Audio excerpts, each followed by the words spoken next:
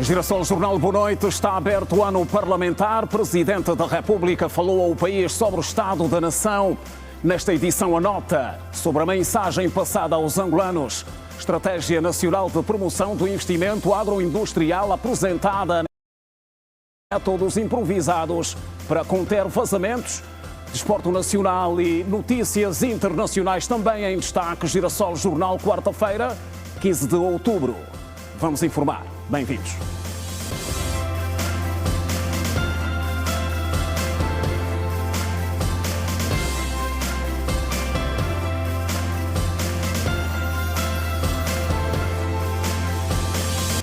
Outra vez, boa noite. Está aberto o novo ano parlamentar. O Presidente da República, João Lourenço, dirigiu esta quarta-feira ao país a mensagem sobre o estado da nação, baseada na atual situação política e económica do país, temas ligados à diversificação da economia, o reforço das políticas sociais, melhoria dos serviços públicos, consolidação do Estado Democrático de Direito, entre outros, dominaram o discurso à nação do chefe de Estado. Na Casa das Leis, o presidente João Lourenço anunciou igualmente a condecoração de Agostinho Neto, Jonas Savimbi e Alden Roberto, signatários dos Acordos de Alvor, no quadro da celebração dos 50 anos da independência nacional.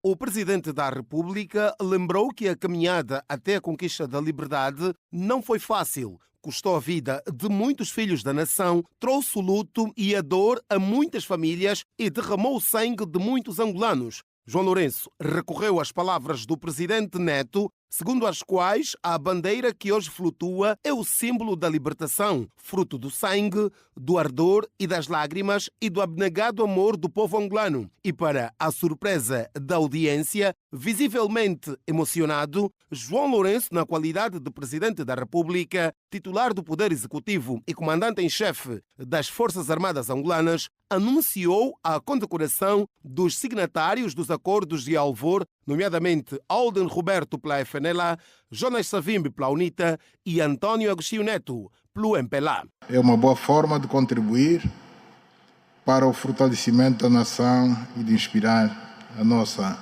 caminhada coletiva.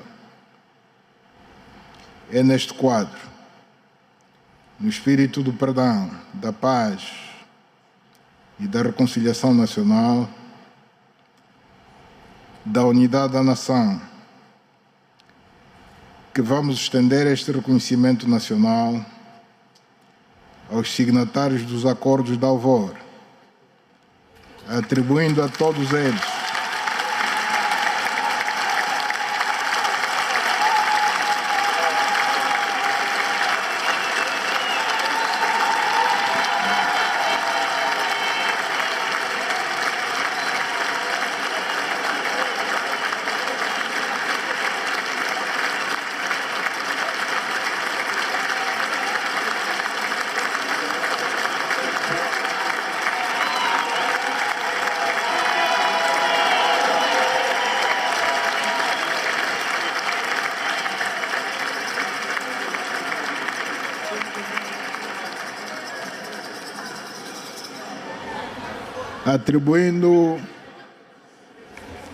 atribuindo a todos eles a medalha comemorativa dos 50 anos da independência nacional.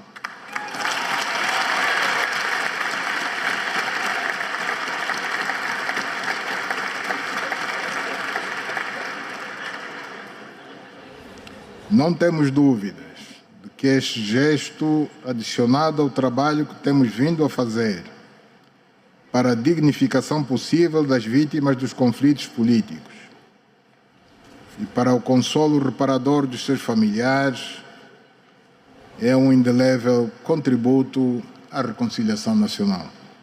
João Lourenço disse que os 50 anos da independência nacional constituem um marco mais do que significativo, por isso considera que a celebração do 11 de novembro é mais do que um número. Para nós, 50 não é apenas um número. É sinônimo de reconhecimento da nossa história de lutas, de eternização do nosso passado glorioso.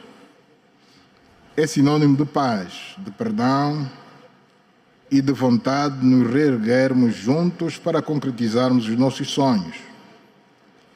É símbolo de reafirmação do compromisso com os valores da pátria, de confirmação da nossa esperança e de reafirmação da nossa confiança.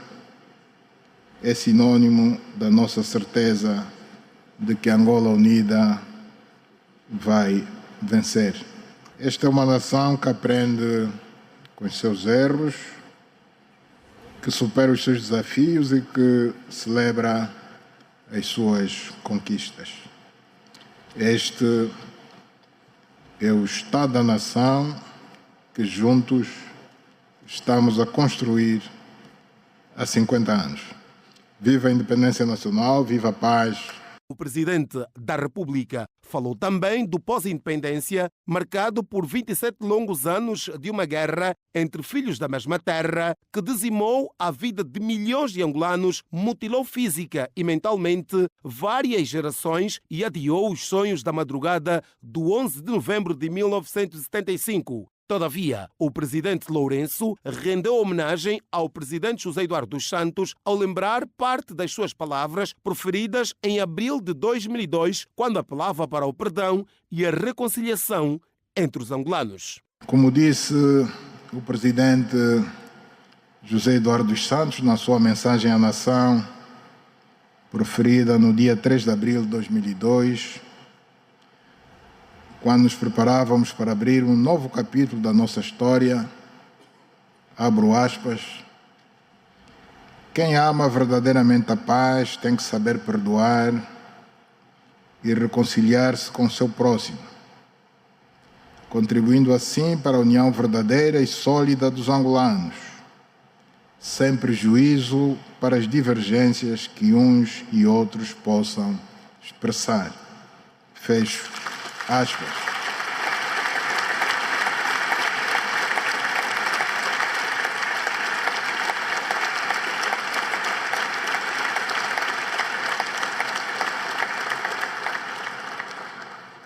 Sabemos que não tem sido fácil reconstruir o país, construir a nação e lançar as bases sólidas para o desenvolvimento.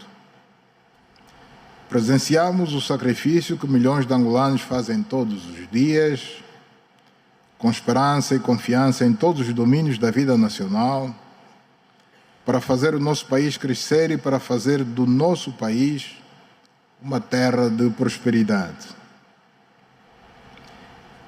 É nobre e de alcance sentimental único o reconhecimento que a nação angolana tem feito a milhares dos seus filhos e a alguns cidadãos estrangeiros que consentiram sacrifícios e que se empenharam com alto sentido patriótico para nos legar uma terra livre, outorgando condecorações no quadro das celebrações dos 50 anos da nossa independência. Presidente da República, João Lourenço, quando proferia na Assembleia Nacional o seu 9º discurso sobre o Estado da Nação. E as reações dos deputados das diferentes bancadas parlamentares representadas na Assembleia Nacional não se fizeram esperar ante a mensagem sobre o Estado da Nação dirigida aos angolanos. Os parlamentares revelaram expectativas e aspirações em relação ao novo ano parlamentar. Em tom de provocação, em discurso que levanta o debate. Nós esperamos que este ano legislativo que aqui começa acabe definitivamente por dizer que não é culpa da Assembleia a inexistência das autarquias, é um dos exemplos.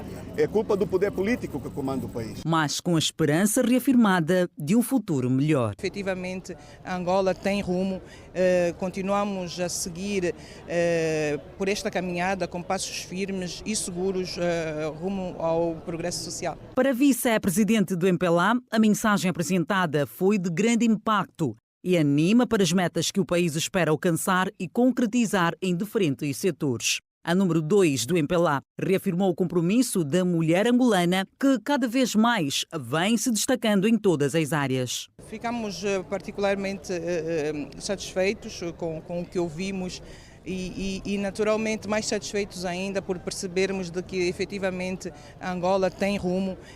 Continuamos a seguir por esta caminhada com passos firmes e seguros. Portanto, nós costumamos dizer que tanto homens como mulheres temos todos as nossas grandes potencialidades e felizmente o camarada Presidente também tem estado a dar esta abertura às mulheres de Angola de uma forma geral, independentemente da sua faixa etária, pese embora tenhamos também algum destaque para a jovem mulher, mas eu acredito na força das mulheres, o camarada Presidente acredita na força das mulheres. A UNITA, por sua vez, aponta a falta de temas importantes no discurso, como as autarquias, por exemplo. Às 2 horas e 40 minutos do discurso, eu dizia, estamos neste processo longo de discurso e ainda não ouvi falar quando é que Angola tem autarquias locais, quando é que se vai poder fazer a inclusão, o combate à fome, o combate à pobreza.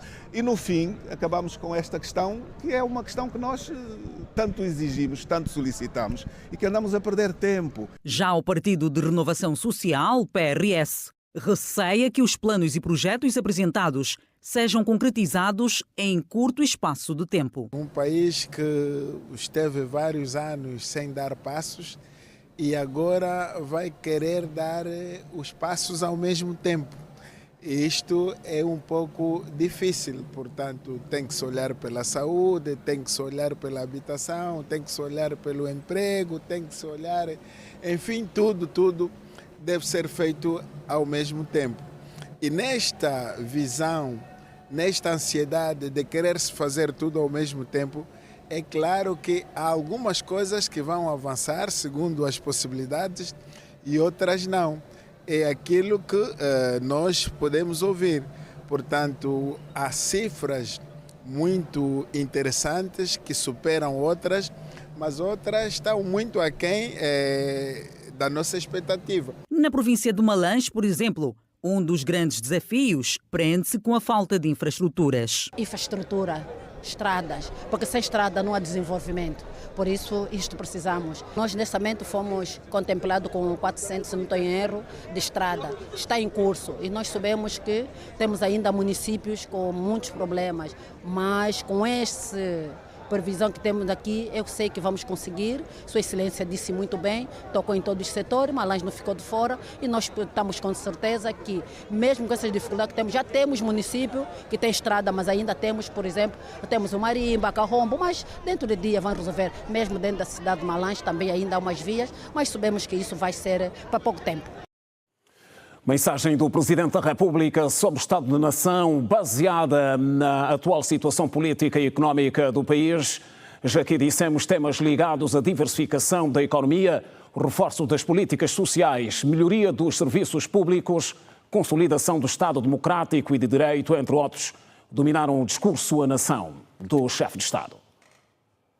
O Presidente da República disse esta quarta-feira, durante o seu discurso sobre o Estado da Nação, que passados 50 anos o país mudou em todos os domínios. João Lourenço destacou que o crescimento rápido da população trouxe desafios variados para os bens e serviços no país e destacou o setor da saúde. A escassez de infraestruturas hospitalares era gritante, tendo o Estado sido obrigado a transformar instalações inadequadas em postos e centros de saúde, mesmo em momentos de maior pressão sobre as finanças públicas. Mantivemos sempre a saúde como prioritária. Graças ao investimento feito, o Serviço Nacional de Saúde conta hoje com 3.355 unidades sanitárias, contra as 320 existentes em 1975, repito.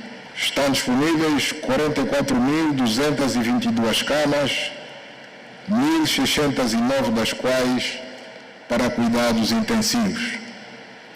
Foi feita uma verdadeira revolução no que respeita aos cuidados médicos às pessoas com doença renal, passando o país a contar com 35 instalações de hemodiálise em 12 províncias, estando a acompanhar 4.762 utentes e a realizar 601.152 sessões de diálise por mês.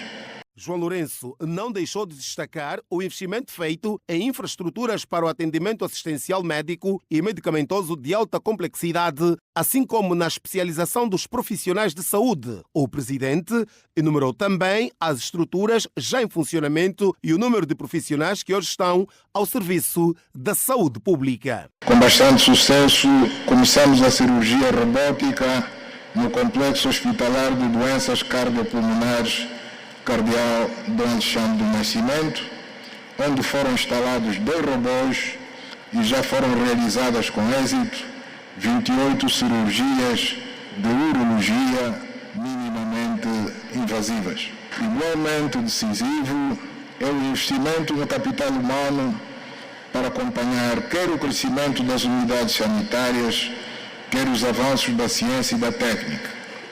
Só no período de 2017 a 2024 foram enquadrados 46.649 novos profissionais de saúde, sendo 3.828 médicos, 27.276 enfermeiros, 10.283 técnicos de diagnóstico e terapêutica, 3.792 técnicos de apoio hospitalar e 1.470 técnicos do regime geral. Estes números representam um aumento de 43,6% do total da força de trabalho do setor da saúde desde 2018. O investimento feito no capital humano, nas infraestruturas, nos mecanismos de gestão dos medicamentos, na municipalização dos serviços, na regulamentação do setor, entre outros, está a permitir a construção de um Serviço Nacional de Saúde mais robusto e estável, capaz de assegurar resultados sólidos. Em relação ao ensino, que neste ano letivo tem inscritos mais de 9 milhões de crianças, João Lourenço reconheceu que ainda há muito trabalho a se fazer para que a qualidade seja a desejada. Várias medidas de reforma e de melhoria foram sendo implementadas ao longo dos anos, com vista ao aumento da oferta e a melhoria da qualidade do ensino. Mais recentemente, com a aprovação do Estatuto da Carreira dos Agentes da Educação e do Plano Nacional de Formação e Gestão Docente 2018-2022, melhoramos as regras para ingresso, progressão na carreira, formação contínua, carga horária e mobilidade dos docentes, por estarmos cientes de que o professor é um dos pilares principais para o sucesso do nosso sistema educativo.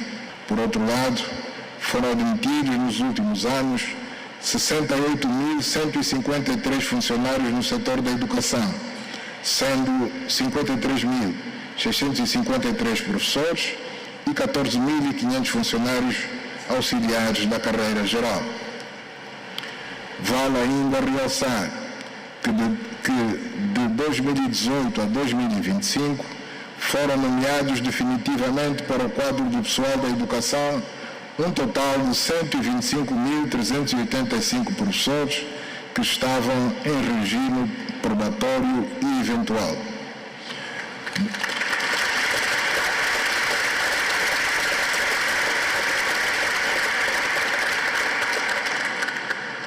No concurso público de ingresso externo de 2023-2024, foram admitidos 8.653 docentes.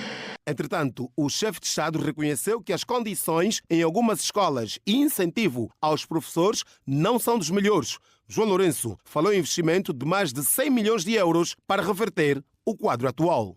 A realidade diz-nos que ainda há crianças sem escola, ainda há crianças a estudar em condições inadequadas. O número de salas de aula no ensino público está ainda muito abaixo da demanda, face à crescente pressão demográfica. Estamos, por isso, a investir 199 milhões de euros para diminuir o déficit de salas de aulas só nas províncias de Luanda e do Icolo Ibango. vamos começar a implementar no ano letivo 2025-2026 o Programa Nacional de Alimentação Escolar, prevendo-se atender mais de 5 milhões de alunos, medida que poderá contribuir para aumentar a taxa de sucesso escolar. O Presidente da República, João Lourenço, considerou nesta quarta-feira estratégica a relação com as igrejas, tendo em conta o seu papel com destaque para a construção de uma sociedade de paz e harmonia entre todos. Durante o seu discurso sobre o Estado da Nação, o chefe de Estado manifestou-se igualmente preocupado com o fenómeno do crescimento de seitas ilegais, que, no entanto, teve uma relação positiva de entidades religiosas que mostram-se prontas para contribuir no combate às práticas que atentam contra a moral e a civilização cristã. Para uma melhor abordagem do fenómeno religioso que atenta contra a fé cristã dos fiéis devotos, o governo angolano deverá em breve propor a revisão da lei sobre a liberdade de religião e de culto. Essas palavras foram proferidas nesta quarta-feira pelo Presidente da República, João Lourenço, durante o discurso sobre o Estado da Nação. Em reação, o bispo da Igreja do Reino de Deus em Angola, Alberto II, disse que a instituição religiosa que dirige vai trabalhar lado a lado com o governo para o combate das seitas religiosas, cujo fim é o negócio da fé e a deformação da sociedade. O discurso do Presidente da República foi positivo na medida em que ele menciona os dois lados, aquelas igrejas que enveredam por caminhos não abonatórios, as ditas seitas, e também aquelas igrejas que têm caminhado junto com o Estado, contribuindo para a moralização da sociedade. Nós estamos aqui para contribuir, caminharmos junto com o Estado e ajudarmos o Estado naquilo que o Estado precisa para poder, então, ajudar a nossa população. Por sua vez, a profetisa Suzete João, líder da Igreja Teosófica em Angola, direcionou as suas palavras para a necessidade da reconciliação e unidade nacional entre os povos. Quando um presidente expressa-se desta forma, do fundo do coração, todos devemos abraçar, esquecer tudo e alegrarmos-nos perante este gesto e abraçar também este gesto para caminharmos todos sem mágoas, sem reservas e avançarmos rumo ao desenvolvimento do nosso país. Foi muito importante este gesto, esta atitude. Honrou muito Angola, honrou a unidade nacional, honrou a democracia, honrou a paz, o perdão. O ódio foi posto de lado, foi ficar debaixo dos nossos pés. Vamos trabalhar juntos, vamos vencer todos. É bem verdade, a dependência não foi fácil. Foi uma coisa que custou vida, sangue dos angolanos e com a sua determinação, de facto, foi conquistado. E além da dependência, tivemos outros conflitos que aqui foram citados, mas graças ao empenho do nosso governo conseguiu paz e hoje estamos a viver uma realidade. Para o bispo da Igreja do Reino de Deus em Angola, Alberto II, é fundamental que as confissões religiosas pautem por uma conduta voltada para a moralização da sociedade, de modo a não violar as leis vigentes. A Igreja faz o seu papel espiritual e o Estado tem as leis para poder aplicá-las e sancionar aqueles que têm desvio de conduta. E, independentemente de sermos igrejas ou pastores, nós somos seres humanos. E quando nós não nos submetemos àquilo que são as leis, temos que pagar pelo que fazemos. Agora, o Estado, o Presidente da República esteve bem na sua abordagem. Eu acredito que se as igrejas, dentro daquilo que foi falado aqui hoje, pautarem pela ética, pela moral e fazerem o seu trabalho, eu acredito que a igreja continuará sempre sendo a parceira ativa do Estado naquilo que o Estado precisa. Chefe de Estado angolano falou ao país hoje e para a análise que se impõe do discurso sobre o Estado da Nação na vertente económica, temos connosco o economista Garcia Lucombo. Boa noite, bem-vindo ao Girassol Jornal. Boa noite, Simeão. Neste dia histórico, olhamos para o discurso sobre o Estado da Nação. O chefe de Estado falou em cerca de mais de uma hora. Tanto é a mensagem que se aguardava, do ponto de vista económico, aqui olharmos para o que foi avançado pelo chefe de Estado. Ora bem, boa noite, Simão, boa noite aos telespectadores da Rede Girassol, boa noite, Angola, de modo geral. Repara, o discurso do Presidente, inicialmente devemos dizer aqui que é um discurso político, né, no sentido de que ela traz uma estrutura política.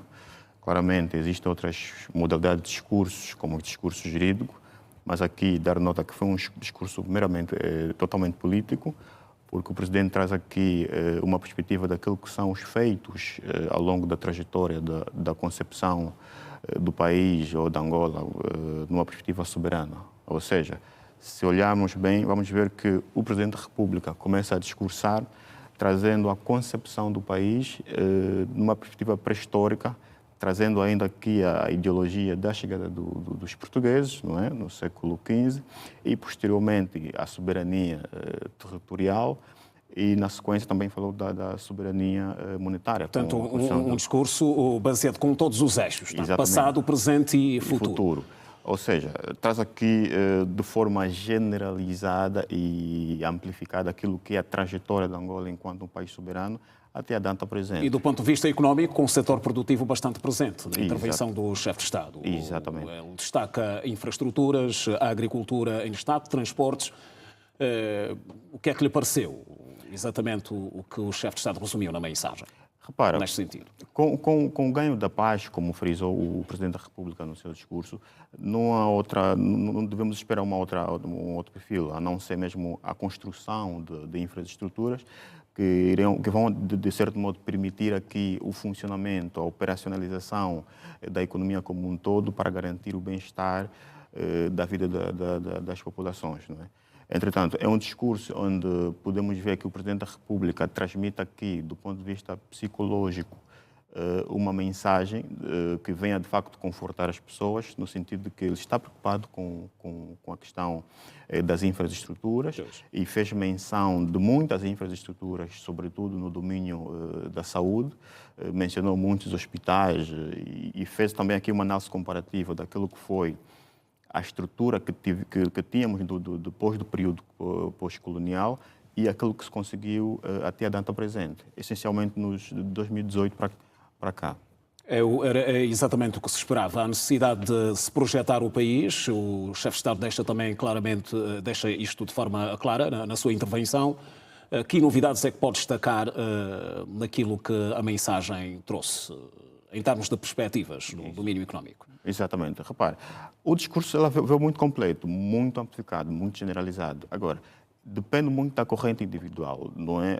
Existem aquelas correntes que provavelmente esperavam um discurso mais sintético, não é? Que apontasse problemas mais objetivos, e há quem, com esse discurso, sente-se confortável e consegue fazer uma compilação da informação e retirar aquilo que é essencial. Ao meu ver, do ponto de vista econômico, houve sim alguns ganhos. Vamos lá ver a questão da dívida pública, por exemplo. Nós saímos de um rácio de dívida pública PIB de 115%, como evidenciou o Presidente no seu discurso, isso em 2020. E com a trajetória de crescimento da economia, e com o serviço da dívida que foi muito bem feito nesse período, houve uma redução para menos de 60%. Estamos agora em volta de quase 55%.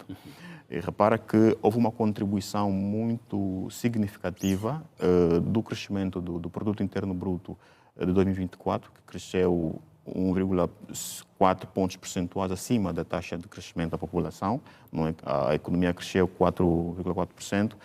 Com este crescimento, de qualquer modo, também vem aqui reduzir o peso da dívida sobre o PIB. Entretanto, nessa perspectiva, o caminho ainda é longo, ainda há muito por se fazer, é nessa perspectiva. A necessidade de mais aposta na produção local e na produção de medicamentos, na perspectiva de redução das importações, volta a marcar esta intervenção do Presidente da República. De facto, são variáveis que devem estar na agenda das políticas públicas, sobretudo da política económica, porque, repara, com a diversificação da economia, há uma necessidade de apostar na produção local, sobretudo no setor real, que tem a ver com a questão da alimentação, né, os produtos da cesta básica. E essas atividades, este conjunto de estratégias, de diretrizes que vão estar em torno da diversificação, da aposta no setor real, vai permitir também aqui dar um apoio naquilo que é a política monetária, né? Na redução do combate às altas de preços, que é a inflação, e não só. A própria política orçamental em si vai permitir ter aqui mais ajustamentos que, de alguma forma, vai facilitar o equilíbrio, não é, entre aquilo que é a oferta do setor real e aquilo que também é a procura. Há uma certa ligação da visão económica nesse discurso do Presidente da República. Portanto, ele faz uma ligação da defesa e segurança, mas na perspectiva do surgimento de uma indústria ativa neste sentido. O que é que lhe pareceu? Repara, a questão da segurança é sempre um fator essencial. A pirâmide da necessidade deixa isso bem claro desde os primórdios.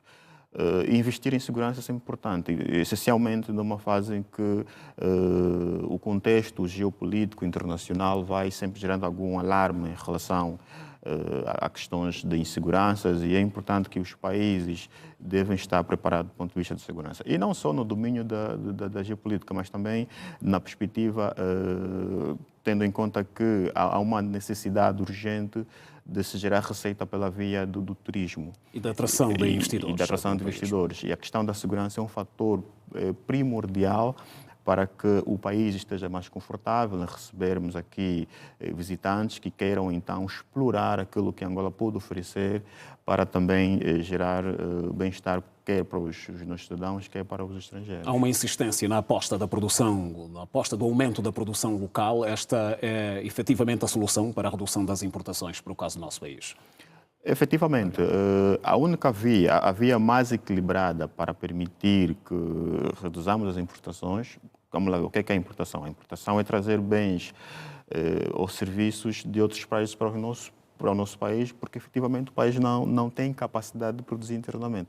Entretanto, a produção local, de alguma forma, vai ser uma variável muito importante para permitir que o setor real esteja equilibrado com o setor monetário da economia e assim podermos então apaziguar os efeitos da demanda excessiva que tem sido gerada em torno da economia e gerar essas repercussões negativas a nível dos preços. Não é? A medida de proibição da importação de determinados produtos é vista como uma das que pode acelerar ou incentivar mais o aumento da produção nacional, como se espera? Bem, isso depende. Eu não sou muito da perspectiva do protecionismo. Não é? Portanto, as escolas de pensamento econômico têm muito teor em relação à questão do protecionismo. Para economias como Angola, por exemplo, eu não sou muito a favor do protecionismo. Eu prefiro que a liberdade e o liberalismo econômico funcione. Repara... Acha que esta é uma medida que devia ser acautelada? No meu ponto de vista, sim. Repara, se por um lado nós precisamos perceber que o aumento do preço dos produtos traz consigo uma informação muito importante. A primeira informação que ela traz é o princípio da escassez. Não é? Está a dizer, olha, do ponto de vista da oferta, não há oferta suficiente e por essa razão o país não está em condições de produzir para fazer face à demanda. Nessa perspectiva, temos sim que permitir a importação, até que atinjamos o ponto ótimo, um ponto de equilíbrio, e assim podemos adotar o protecionismo. Mas se a produção local tiver qualidade, tiver preços ajustados à qualidade e puder então fazer concorrência com produtos externos, do ponto de vista natural, pelas leis econômicas em si, os consumidores, os cidadãos, vão definir se consome nacional ou internacional, mas temos de permitir que haja essa liberdade de escolha, não é? No domínio do combate à corrupção, ficou a notícia, o Estado conseguiu recuperar ativos financeiros num valor de 7 mil milhões de dólares. Repara, a corrupção é um dos males que tem sido, de facto, no discurso no discurso público, sobretudo no domínio da política, a corrupção tem sido uma das variáveis que o Presidente da República, quando tomou o poder, né, desde o primeiro mandato, veio como uma palavra-chave. Não é? Combatemos a corrupção, porque a corrupção tem criado, em torno daquilo que são o funcionalismo público e privado também, alguma repercussão negativa. Repara, com a corrupção não há, digamos aqui, ou seja, não há concorrência perfeita, não é? Porque a corrupção vem aqui eliminar a concorrência perfeita, vem aqui eliminar a produtividade, a técnica e etc, etc. Entretanto, é essencial que se combata a corrupção porque é um mal E o pior é que é um mal que ainda, não obstante ser combatido do ponto de vista de política pública, ela está enraizada psicologicamente na estrutura também do homem. Além de medidas judiciais, doutor, há medidas económicas que podem acelerar este combate à corrupção? Também. Sim, repara, o combate à corrupção, primeiro, do ponto de vista da ética, aqui temos que olhar para a educação, não é? A corrupção é deslealdade, é até certo ponto, pronto, falta de ética. É preciso aqui percebermos quais são os fatores que motivam os agentes econômicos a seguirem o caminho da corrupção. Se forem questões que estão ligadas à pobreza, ao enriquecimento do indivíduo, devem ser punidos de alguma forma com questões de educação. E, em casos mais graves, deve ser punido de forma judicial. Né? O Presidente fala da juventude, mas na perspectiva de mais atenção que continuará a ser prestada por ser a população ativa do país e o capital com o qual o país conta para acelerar os planos de desenvolvimento. Como é que interpreta esta perspectiva do discurso do chefe de Estado? Exato. Olha, repara, nós somos atualmente, de acordo com as projeções que tem sido comunicado, estamos em volta de 35 milhões de habitantes, não é? E dentre as quais somos maioritariamente jovens. Repara que os jovens de idade ativa, entre os 15 até os pelo menos 30 anos de idade, maioritariamente encontra-se empregado no mercado informal. Entretanto, há uma necessidade de formalizar essa mão de obra, não é? Para além da formalização, também aqui estruturar do ponto de vista técnico para que sejam mais competitivos e sejam também, de certo modo, mais úteis para o próprio desenvolvimento econômico. Entretanto, aqui políticas públicas voltadas para a juventude serão, de alguma forma, muito benéficas. Doutor Garcia, obrigado por ter vindo ao Girassol Jornal. E apenas uma das primeiras reações da mensagem hoje do Presidente da República sobre o Estado da Nação. Contamos ter numa próxima oportunidade. Continuação de bom trabalho. Obrigado, eu que agradeço. Estamos juntos e nós continuamos a informar. O Fundo Monetário Internacional baixou a previsão de crescimento da economia de Angola para 2,1% este ano, o mesmo que para 2026, melhorando a estimativa anterior de crescimento para a região da África subsaariana para 4,1%. De acordo com o relatório sobre as perspectivas económicas mundiais divulgado no âmbito dos encontros anuais do FMI e do Banco Mundial, a economia angolana crescerá 2,1% neste e no próximo ano, ao contrário dos 2,4% previstos anteriormente, acelerando depois para os 3,1% em 2030. Ainda assim, abaixo da média da região, que deverá registrar uma expansão de 4,1% e 4,4% em 2025 e 2026, respectivamente. Na África subsaariana, o crescimento deverá permanecer moderado, mantendo-se inalterado em 2025 em relação aos 4,1% registados em 2024, antes de acelerar para 4,4% em 2026. Lê-se no documento os valores apresentados nesta semana relativamente à África subsaariana, região onde está a maioria dos países lusófonos, mostram uma revisão em alta face à previsão de abril de 2025, com um aumento acumulado de 0,5 pontos percentuais, de acordo com o relatório.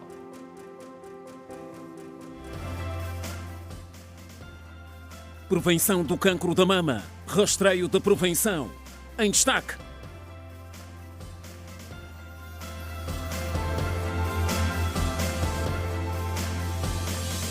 Angola apresentou esta quarta-feira, na sede da FAO, em Roma, a sua Estratégia Nacional de Promoção do Investimento Agroindustrial, com destaque para o desenvolvimento do Corredor do Lobito.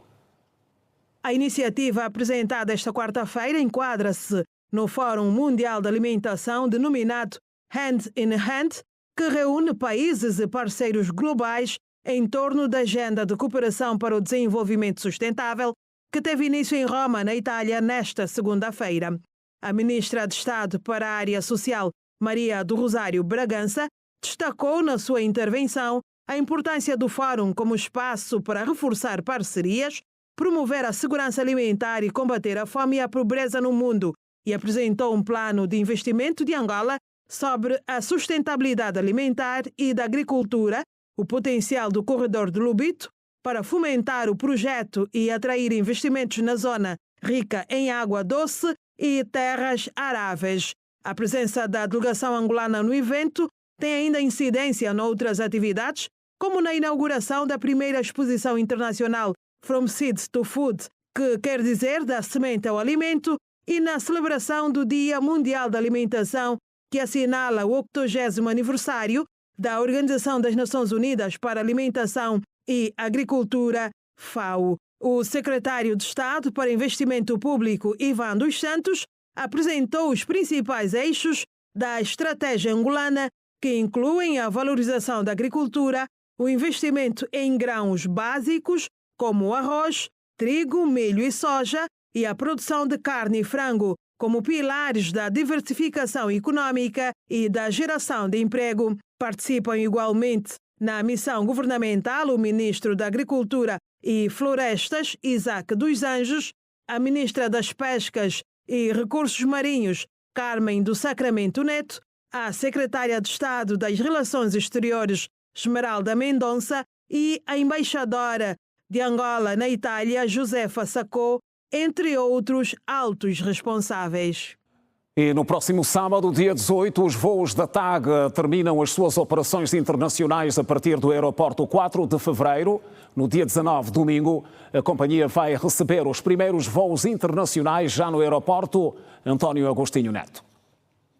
Os últimos voos internacionais da TAG a partir do aeroporto 4 de fevereiro serão efetuados no próximo sábado, dia 18. Neste dia, segundo indica a TAG em comunicado enviado nesta 50, já os primeiros voos internacionais da companhia começam a aterrar no novo aeroporto Dr. António Agostinho Neto no domingo, dia 19, quando chegarem os voos de Joanesburgo, Lagos, Lisboa e Nairobi. Ainda no mesmo dia, vão sair, já a partir do novo aeroporto, 9 frequências para diferentes destinos e em diferentes horários. De acordo com o comunicado da Companhia de Bandeira, este momento marca assim a transferência integral das operações da companhia para a nova infraestrutura aeroportuária localizada na mais nova província do Icolo e Bengo. A TAG sublinha no seu comunicado que este avanço marca um passo histórico no setor da aviação civil em Angola, representando a consolidação da operação da TAG no novo aeroporto António Agostinho Neto e traduzindo ganhos significativos em eficiência operacional, gestão de frota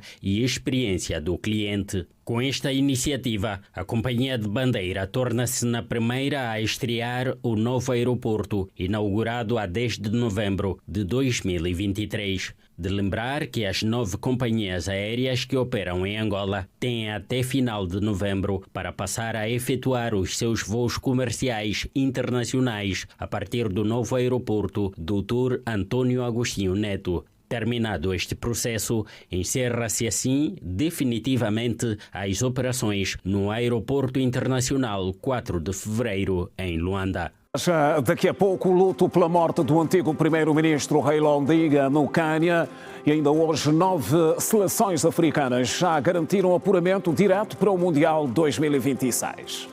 Até já.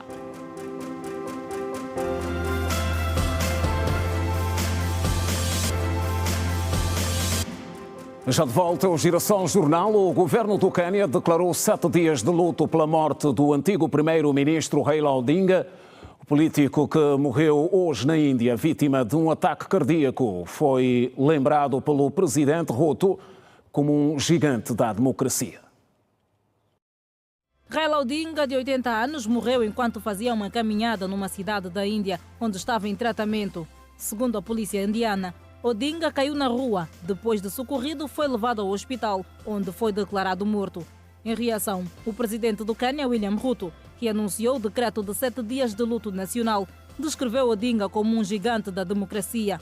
Ruto afirmou que o país perdeu um farol de coragem, uma torre de princípios e um pai da democracia. Fazendo menção ao seu adversário na corrida presidencial nas últimas eleições, Ruto apelou à união, não como rivais, mas como irmãos ligados por um destino compartilhado, como defendia Odinga. Raila Odinga, que foi vice-presidente do Quênia entre 2008 e 2013, é também lembrado como aquele que, em momento crítico do país, colocou o Quênia em primeiro lugar, acima dos interesses individuais. O subsecretário-geral da Organização das Nações Unidas para os Assuntos Humanitários sublinhou hoje que a ajuda aos civis na faixa de Gaza não pode ser usada como moeda de troca e que a organização não tolerará obstáculos à respectiva distribuição. Tom Fletcher, também coordenador de ajuda de emergência das Nações Unidas, disse que ao longo da crise sempre se defendeu que negar ajuda aos civis não pode ser usado como moeda de troca e que o fornecimento de ajuda é uma obrigação legal. O representante da ONU assegurou que não serão aceitos quaisquer obstáculos à distribuição da ajuda e pediu a abertura de mais passagens fronteiriças para fazer face aos problemas que ainda persistem. Fletcher garantiu que há 190 mil toneladas métricas de provisões nas fronteiras a aguardar a entrada no enclave. Atualidade no Girassol Jornal, com boas notícias também para o desporto, ligadas a este dia em que o Presidente da República falou ao país no discurso sobre o Estado da Nação, proferido nesta quarta-feira pelo chefe de Estado, João Lourenço. O desporto não ficou fora. O Presidente enfatizou as vitórias conquistadas por Angola, apesar do número reduzido de praticantes, deixando patente que é preciso investir nas infraestruturas do desporto escolar e comunitário. Em Angola, 7,5% da população pratica desporto, o equivalente a 200 milhões e 400 mil no universo de 34 milhões de habitantes. O desporto escolar é a base do desenvolvimento desportivo de um país. Por este motivo, o Presidente da República, João Lourenço, reafirmou o compromisso do governo neste setor. Vamos continuar a trabalhar para massificar o desporto escolar e, sobretudo, o desporto comunitário, para que sirvam de viveiro para o desporto federado. Nos mais variados segmentos existem hoje mais de 2 milhões e 700 mil praticantes de desporto. Precisamos de reestruturar o modelo financeiro do nosso desporto, para que tenhamos a verdadeira indústria do desporto, geradora de riqueza para o país e para os nossos jovens praticantes. Apesar do número reduzido de praticantes, o nosso país tem conquistado vários títulos com destaque para as modalidades de handebol e basquetebol, em que Angola é campeã continental, e artes marciais mistas com título de campeã mundial. João Lourenço deixou patente a aposta na construção de infraestruturas desportivas e apontou os desafios a serem superados neste quesito. Se há um domínio onde os angolanos já demonstraram ser um povo vitorioso, é no domínio do desporto. Com o fim da guerra e no quadro do Programa de Reconstrução Nacional, retomamos a construção de grandes infraestruturas desportivas, como são os casos dos estádios de futebol e dos pavilhões desportivos em várias províncias, que colocaram o nosso país na rota da organização dos grandes eventos desportivos, como os campeonatos africanos de futebol, basquetebol e handebol, e o Mundial de Hóquei em patins. Contudo, subsistem desafios de manutenção, conservação e, sobretudo, de gestão dessas infraestruturas, que temos de vencer com urgência. No passado dia 4 de outubro, o Presidente da República inaugurou o Complexo Desportivo Paralímpico José Armando Saiovo, construído na província do Bengo. Na ocasião, o chefe de Estado manifestou o desejo de uma gestão competente para evitar a degradação da infraestrutura. No próximo mês de novembro, a província do Ix vai ganhar um novo estádio com capacidade de albergar 10 mil espectadores. 9 seleções africanas já garantiram o apuramento direto para a disputa da fase final do Mundial 2026, que acontece na América do Norte, de 11 de junho a 19 de julho de 2026, e que pela primeira vez contará com 48 participantes. O Unitel Basket, estamos a falar do sorteio. O Campeonato Nacional arranca no próximo dia 7 de novembro, com participação de 17 equipas. Vamos ao encontro do jornalista António Matamba, que se junta a nós com mais pormenores sobre o assunto. Matamba, boa noite. Quais são as novidades, hein? Saudações à nossa audiência. Terminou há instantes o sorteio da 48ª edição do Unitel Basket. A primeira jornada já é conhecida. Vou passar aqui a pente fino essa primeira jornada, que vai ter basicamente 6 jogos. Na Casa Pessoal de Porto Lobito vai jogar com o Sporting de Luanda B. O 1º de agosto vai defrontar a Kira. O 1º de agosto B vai defrontar o Interclube. O Clube Amigos de Basquetebol de Benguela vai defrontar o Vila Clotilde.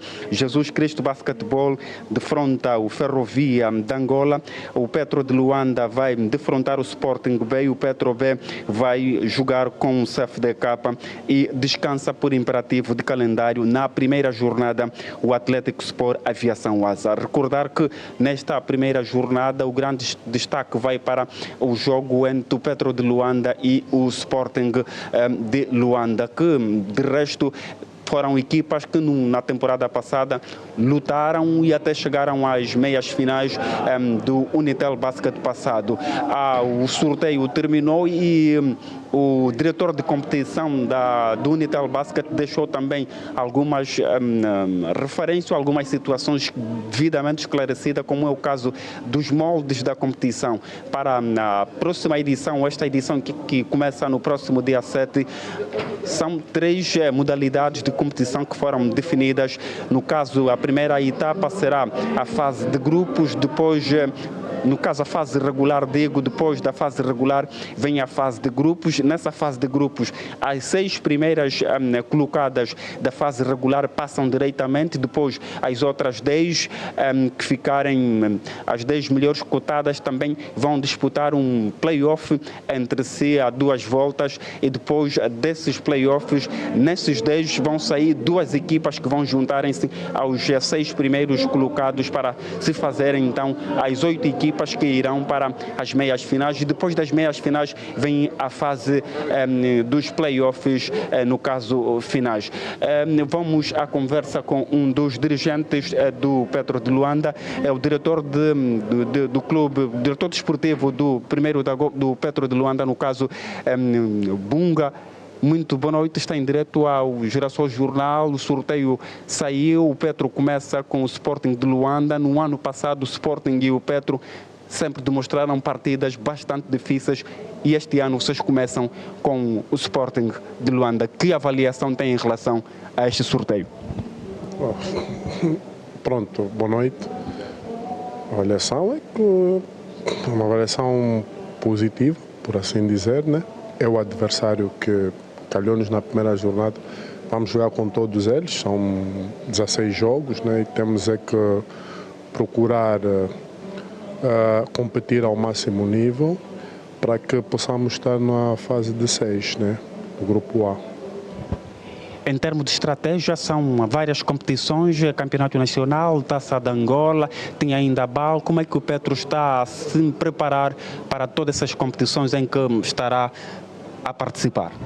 Estamos a nos preparar da melhor maneira possível. Obviamente são 3 fases da época. Começamos agora o Campeonato Nacional, depois no meio teremos a Taça e depois a fase das conferências da BAL. Então tudo vai ser tratado a seu tempo, né? O foco nesta fase é o Campeonato Nacional e vamos construindo assim, passo a passo. E em termos de objetivos, como é que estão alinhados? Os objetivos do ano passado continuam a ser os mesmos objetivos para esta edição? Sim, sim. Temos um objetivo traçado pela direção do clube, né?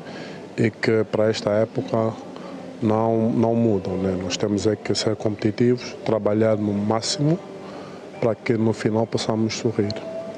Muito obrigado. A palavras com o diretor técnico do Petro de Luanda, Bunga, que me fez aí também, já deixou de forma clara os objetivos traçados pela direção do Petro de Luanda, que passam por conquistar todas as provas em que estarão a participar. Vou agora também a conversar com um dos dirigentes do CFDK, Mário Belarmino. Muito boa noite. O campeonato começa para vocês de forma atípica. Terão um osso duro de roer nesta primeira jornada.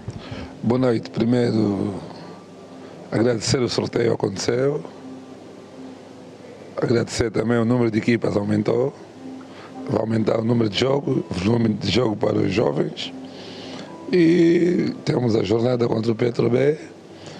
E o objetivo principal para a equipa do CFDK é continuar a dar competitividade aos jovens, aguentar a avalanche ofensiva e defensiva das outras equipas, para que aos poucos, são jovens de 19, 20 anos, para que aos poucos eles começam a crescer e começam a desenvolver o seu próprio basquete, para que depois, quiçá, vão às equipas com maior exigência. Nós, CFDK, quando estamos a trabalhar desde agosto, e o que a gente quer fazer nessa temporada é não ficar de fora logo de imediato. Ficar entre os 10 e continuar a competir. Vai dar mais 21 ou 22 jogos e continuar a trabalhar.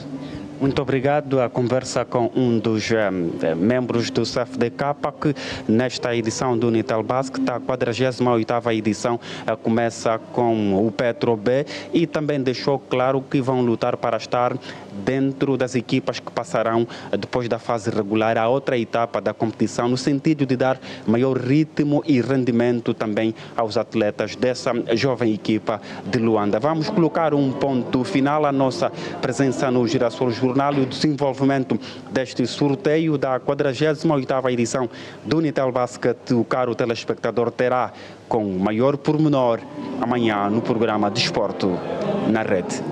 Boa noite, António Matamba. Obrigado. Detalhes sobre o sorteio Unitel Basket, edição número 48. Mais um intervalo no Girassol Jornal. Volte connosco. Até já.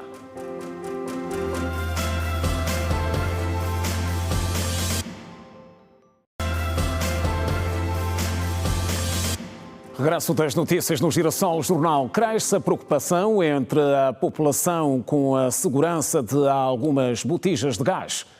Visitamos residências de alguns luandenses que afirmaram, a nossa reportagem, que têm recorrido a métodos improvisados para conter vazamentos de gás. Assim o gás não passa. Assim se fecha, o gás não passa. Uma situação que afeta a segurança pessoal e também pública, e tem sido comum em muitas casas. A utilização de pedras ou outros utensílios para pressionar os redutores e evitar a fuga de gás. Para conter o vazamento, Justino Mujiba utilizou uma banheira pesada por cima da botija. Isso já aconteceu uma vez, por coincidência foi há 4 meses atrás. Eu comprei uma botija, estava com vazamento. A princípio ele disse-me que não, a botija chegou agora e vai parar. Sim, eu quando cheguei em casa, as crianças disseram que estavam a sentir cheiro de gás. A princípio pus uma banheira por cima, pesada, mas depois tive que tirar, porque tiramos, metemos a banheira, mas só que o gás não demorou. A dona de casa, Kenny Portelo, declarou que já trocou o redutor e a mangueira, mas o problema continua. Nós temos 2 botijas de gás, uma da Progás e a outra da Sonangol. Então, como é que tem sido? Nós, às vezes, quando estamos assim a cozinhar, conseguimos ouvir o barulho do gás. Colocamos 2 pedras, mesmo com essas 2 pedras conseguimos ouvir o barulho do gás. Às vezes, podemos desligar, mesmo assim vamos ouvir o barulho do gás. E o gás não demora. Já trocamos a mangueira, já trocamos o redutor também, a borracha também já trocamos. Continua sempre com o mesmo problema. Na mesma situação encontramos a anciã Ana Francisco. Vou fazer como você comprou a botija, está a passar e tira a pedra para meter. É perigoso mesmo. Agora vamos voltar mesmo daquele senhor aí que vai comprar um gás. Não, procura a pedra para meter. Para além da pedra, os munícipes usam outras manobras para conter a fuga de gás.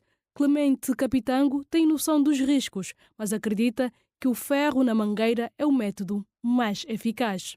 Para não vazar, usamos isso, metemos lá ferro. E o porta-voz dos bombeiros de Luanda, Daniel Correia, chama atenção para as medidas adequadas de armazenamento das botijas de gás. O comércio e armazenamento de gás butano, GPL, são considerados produtos de alto risco de incêndios ou explosão. Para o efeito, é imprescindível a execução de medidas técnicas específicas para mitigar os riscos. Botijas devem ser armazenadas sempre na posição vertical, com a válvula para cima, não empilhar botijas, fazer rodízio de estoque, primeiro a entrar, primeiro a sair, monitorar o estado físico das botijas. Daniel Correia deixa alguns conselhos em caso de fuga. Feche imediatamente o redutor da garrafa ou a válvula do corte geral no caso de gás canalizado. 2. Remova para o ar livre qualquer garrafa de gás com suspeita de fuga. 3. Não ligue nem desligue interruptores ou equipamentos elétricos. 4. Ventile o local, abrindo portas e janelas até que o cheiro desapareça completamente. Sobre este assunto, contactamos a Sonangol, mas sem sucesso. O deputado do grupo parlamentar da UNITA, Nelito Equiqui, disse hoje que o seu partido está coeso e pronto para a realização do Congresso Ordinário, previsto para o mês de novembro. A UNITA prepara-se para realizar o seu 14º Congresso Ordinário, agendado para os dias 28, 29 e 30 de novembro. O encontro vai definir a linha política do partido, aprovar e adotar a sua estratégia, programas, objetivos e proceder à revisão dos estatutos. À margem da abertura do ano parlamentar, que decorreu nesta quarta-feira, na Casa das Leis, o deputado Nelito Equiqui, em entrevista exclusiva à Rede Girassol, realçou que o partido está unido para a concretização do referido Congresso. O partido está bastante tranquilo, primeiro, bastante unido em torno da realização do Congresso. O Congresso da UNITA é um momento de balanço. Vamos fazer balanços e vamos perspectivar os próximos anos do mandato. E nisso eu estou certo que os militantes da UNITA sabem efetivamente o que querem e para onde vão. Numa só palavra, estamos bem, estamos unidos e focados na vitória.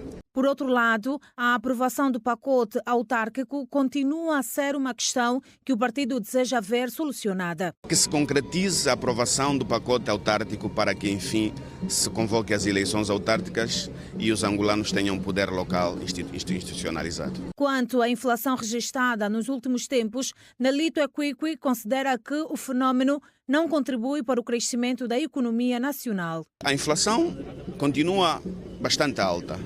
E tudo indica que vai continuar. Isso em si só não ajuda no crescimento da nossa economia. Isso em si só não ajuda as famílias a terem estabilidade nas suas casas e o salário acaba não correspondendo às necessidades do mês. E por isso mesmo é um problema que deve ser resolvido. Não basta aumentar o salário, é preciso estabilizar a moeda. Se a moeda não tem valor, então o salário também não tem valor e andamos aqui a trabalhar sem fazer absolutamente nada. O presidente da UNITA, Adalberto Costa Júnior, afirmou na sessão especial realizada a 24 de maio deste ano que o Congresso Ordinário é convocado em conformidade com os estatutos do partido, nos termos do número 1 do artigo 27 do documento reitor da formação política. O Congresso vai ainda aprovar os relatórios apresentados pelos diferentes órgãos do partido, eleger o presidente e a comissão política, bem como deliberar sobre outras questões de interesse interno. Notícias contadas na edição de quarta-feira do Girassol Jornal, dia em que o Presidente da República dirigiu ao país a mensagem sobre o Estado da Nação. Obrigado pela companhia de sempre.